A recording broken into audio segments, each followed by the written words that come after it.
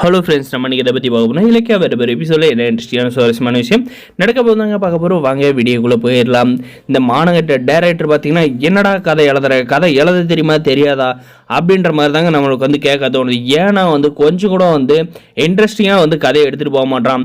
ஏதோ வந்து கார்த்திக் நாம் கூட நினச்சோம் கார்த்திக் வந்து இந்த அஞ்சலியை வந்து டிவோர்ஸ் பண்ணி விட்டுட்டு கார்த்திக் வந்து ஒரு புது வாழ்க்கை வந்து அமைய போகுதுன்னு. அதில் வந்து ட்விஸ்ட் வைக்கின்ற பேரில் இந்த போய் இந்த கௌதம் இந்த இலக்கியா வந்து கஷ்டப்படக்கூடாது, தான் மாமா பொண்ணோட வாழ்க்கை வந்து வீணாகக்கூடாது, அவள் வந்து தப்பே பண்ணியிருந்தாலும் அவளுக்கு வந்து மறுபடியும் இந்த வாழ்க்கையை வந்து அமைச்சு தரணும் அப்படின்ற மாதிரிலாம் அவள் திங்க் பண்ணுறத பார்த்து இந்த மானங்கட்ட கௌதம் போய் அந்த பிரியா கிட்ட போயிட்டு அதாவது வந்து பிரியான்றது யாருன்னு பார்த்தீங்கன்னா கௌதமோட ஃப்ரெண்டோட தங்கச்சி, ஒரு கஷ்ட காலத்தில் வந்து ஹெல்ப் பண்ணியிருக்கான். அதனால் பார்த்தீங்கன்னா இப்போ போயிட்டு அதை ஒரு சாக்கை வச்சு அந்த பொண்ணை வந்து நடிக்கிறதுக்கு தம்பியை வந்து லவ் பண்ணுற மாதிரி வந்து நடி பிரியா அப்படின்ற மாதிரி பார்த்தீங்கன்னா நம்முடைய கௌதம் வந்து கேட்குறாங்க. அதுக்கும் அந்த பிரியா பார்த்தீங்கன்னா கஷ்ட காலத்தில் வந்து உதவி பண்ணவங்க, சரி இப்பயும் வந்து வேலை வாங்கி தந்திருக்காங்க, குடும்ப சூழ்நிலையை வந்து எடுத்து சொல்லியிருக்கிற அதுக்காக வந்து நடிக்கணும் அப்படின்ற மாதிரி அவங்க ஒரு பக்கம் வந்து முடிவு எடுக்கிறாங்க.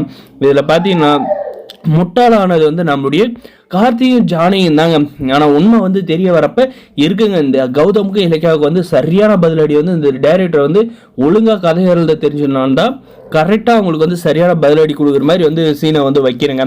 இப்போ பார்த்தீங்கன்னா நம்மளுடைய கௌதமோட பிளான் வந்து இலக்கியா வந்து கஷ்டப்படக்கூடாது, தான் ஒய்ஃபு வந்து எதை பற்றி வந்து ஃபீல் பண்ணக்கூடாது, தப்பு செய்கிறவங்களுக்கும் வந்து நல்லதுன்னு நினைக்கிறேன், அதனால் வந்து அவன் நினைக்கிறத நான் செய்யணும் அப்படின்ற மாதிரி கௌதம் நினைக்கிறேன். பார்த்தீங்கன்னா ஏன் நம்ம கார்த்தி வந்து இந்த அஞ்சலி வந்து இவ்வளோ துரோகம் பண்ணியிருக்கேன், எனக்கு அவள் தேவைன்றப்ப விட்டு தொலை வேண்டியதானே, இவளுக்குன்னா வந்து இதுன்னு தான் கேட்க போகிறோம்.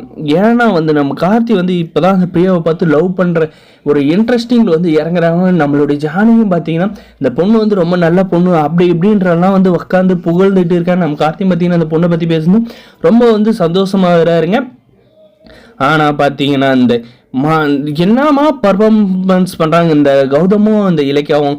ஏதோ வந்து பிரியாவை வந்து உண்மையாகவே வந்து கார்த்திகை வந்து லவ் பண்ணுற மாதிரியும் அதை வந்து நம்மளுடைய ஜானகிக்கு வந்து இவங்க ரெண்டு பேரும் வந்து அந்த பொண்ணு ரொம்ப நல்ல பொண்ணு அப்படின்றதெல்லாம் வந்து சொல்லி நம்ம கார்த்தி பக்கம் பார்த்தீங்கன்னா அந்த பிரியாவோட நினைப்பை வந்து திருப்பி கார்த்திகை வந்து குடிக்கிறதுல வந்து டைவெர்ட் பண்ணுறன்ற பேரில் மறுபடியும் அவனுடைய வாழ்க்கையை வந்து அழிச்சு புதைக்குழியில் வந்து தள்ளி ஒரே அடியாக வந்து மண்ணை போட்டு சிமெண்ட்டை போட்டு மூடிடலாம் அப்படின்ற மாதிரி தாங்க இந்த கௌதமும் இலக்கியாவை பிளான் பண்ணி பண்ணுறது இருக்குங்க.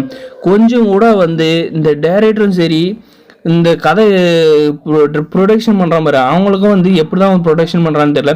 கதை எழுதுறான்னா ஏதோ வந்து கொலாப்ஸ் பண்ணி எழுதி வச்சுருக்காங்க, கதை வந்து இன்ட்ரெஸ்டிங்காக போகிற மாதிரி எழுதுறான்னா ஏதோ சுத்தமாக வேஸ்ட்டுங்க. சொல்ல போனால் வேறு எபிசோடில் இதுதாங்க நடக்கும். இந்த வீடியோ லைக் மறக்காது சப்ஸ்கிரைப். தேங்க்ஸ் ஃபார் வாட்சிங்.